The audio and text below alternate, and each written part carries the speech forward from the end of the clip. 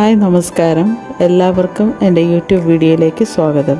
ഇന്ന് ഞാനിവിടെ കാണിക്കാൻ പോകുന്നത് നമുക്ക് വീട്ടിലെങ്ങനെ മല്ലി വളർത്തിയെടുക്കാം എന്നതിനെക്കുറിച്ചാണ്. വെളിയിൽ നിന്നും നമുക്ക് കിട്ടുന്ന മല്ലിയിലയിൽ പലതരം കീടനാശിനികൾ ഉപയോഗിച്ചിട്ടുണ്ടാവും. ഇതെല്ലാം നമ്മുടെ ആരോഗ്യത്തിന് നല്ലതല്ല. അതിനാൽ നമ്മൾ എപ്പോഴും സ്വന്തമായി വീട്ടിൽ കുറച്ച് മല്ലിയില വളർത്തിയെടുക്കുന്നത് വളരെ നല്ലതാണ്. മല്ലിയില നമ്മുടെ ആരോഗ്യത്തിന് വളരെയധികം പ്രയോജനം ചെയ്യുന്ന ഒന്നാണ്.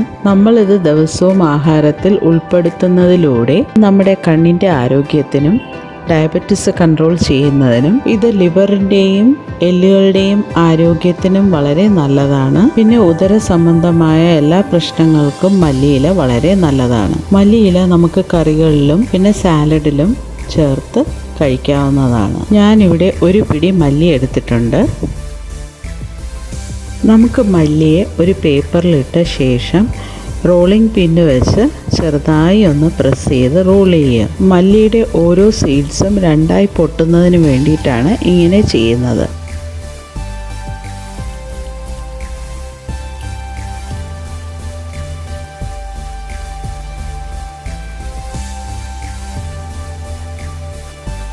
ഞാനിവിടെ 2 പ്രാവശ്യമായി മല്ലിയെല്ലാം പൊട്ടിച്ച് വെച്ചിട്ടുണ്ട്. മല്ലിയെ എത്രയും പെട്ടെന്ന് പൊടിപ്പിച്ചെടുക്കാൻ വേണ്ടിയിട്ട് 2 രീതിയിലാണ് ഞാനിവിടെ നടാൻ പോകുന്നത്.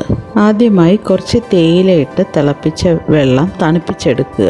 ഇതിനെ നമുക്കൊരു പാത്രത്തിൽ ഒഴിച്ചു വയ്ക്കാം. അതിലേക്ക് നമ്മൾ പൊട്ടിച്ച് വെച്ചിരിക്കുന്ന മല്ലിയിൽ നിന്നും പകുതി ഇട്ട ശേഷം നന്നായി ഇളക്കി വയ്ക്കുക.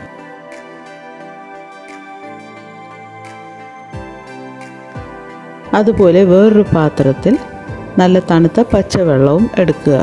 അതിലേക്ക് ബാക്കി പൊട്ടിച്ച് വെച്ചിരിക്കുന്ന മല്ലിയും കൂടെ ഇട്ട് നന്നായി ഇളക്കി വയ്ക്കാം. നമുക്ക് ഈ 2 രീതിയിലും മല്ലി സോക്ക് ചെയ്യാൻ വയ്ക്കാവുന്നതാണ്. 24 മണിക്കൂറിന് ശേഷം നമുക്കിത് നടാം. ആദ്യമായി നമുക്കിത് നടുന്നതിന് വേണ്ടി ഒരു ചെറിയ പോട്ട് എടുത്തിട്ട് അതിൽ മണ്ണ് നിറയ്ക്കുക. ഞാനിവിടെ പ്ലാസ്റ്റിക്കിൻ്റെ 2 കണ്ടെയ്നർ എടുത്തിട്ടുണ്ട്. ഇതിൻ്റെ താഴെ ആവശ്യത്തിനുള്ള ഹോൾസും ഇട്ട് മണ്ണും നിറച്ച് വെച്ചിരിക്കുകയാണ്. ഇനി അതിലേക്ക് കുറച്ച് ചാണകപ്പൊടി ഇട്ട് കൊടുക്കാം.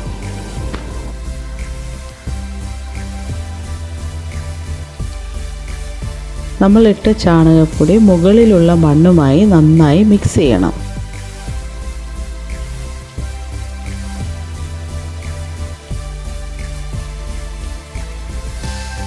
ഈ മണലിൽ കല്ല് വല്ലതുണ്ടെങ്കിൽ മാറ്റിക്കളയേണ്ടതാണ്. ഇപ്പോൾ നമ്മൾ ഇട്ട് വെച്ചിരിക്കുന്ന മല്ലി എല്ലാം നന്നായി കുതിർന്നിരിപ്പുണ്ട്. ഇതിനെ നമുക്ക് ഈ മണ്ണിലേക്ക് നന്നായി സ്പ്രെഡ് ചെയ്ത് ഇട്ട് കൊടുക്കണം. ആദ്യമായി ഞാൻ തേയില വെള്ളത്തിൽ ഇട്ടിരിക്കുന്ന മല്ലിയെയാണ് ഇട്ട് കൊടുക്കുന്നത്.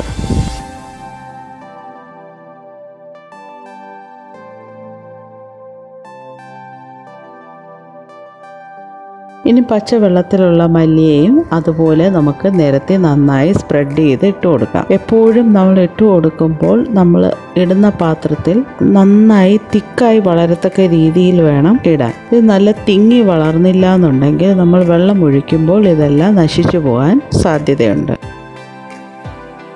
ഇനി നമുക്ക് ഇതിൻ്റെ മുകളിൽ ചകിരിച്ചോറ് ഇട്ട് കൊടുക്കാം. വളരെ തിൻ ലെയറായിട്ട് വേണം ഇടാൻ.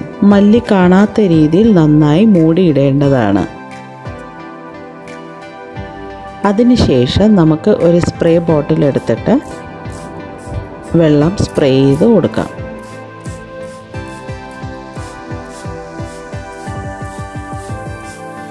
ചെറുതായി ദിവസവും ഒരു നേരം വെള്ളം സ്പ്രേ ചെയ്ത് കൊടുക്കേണ്ടതാണ്. ഇത് വളരാനായി ഏകദേശം 10 മുതൽ 12 ദിവസം എടുക്കും. 7 ദിവസമായപ്പോൾ തന്നെ അത് ചെറുതായി വളർന്നു വരാൻ തുടങ്ങിയിട്ടുണ്ട്. 2ലും ഒരുപോലെ വളർന്നു വരുന്നുണ്ട്.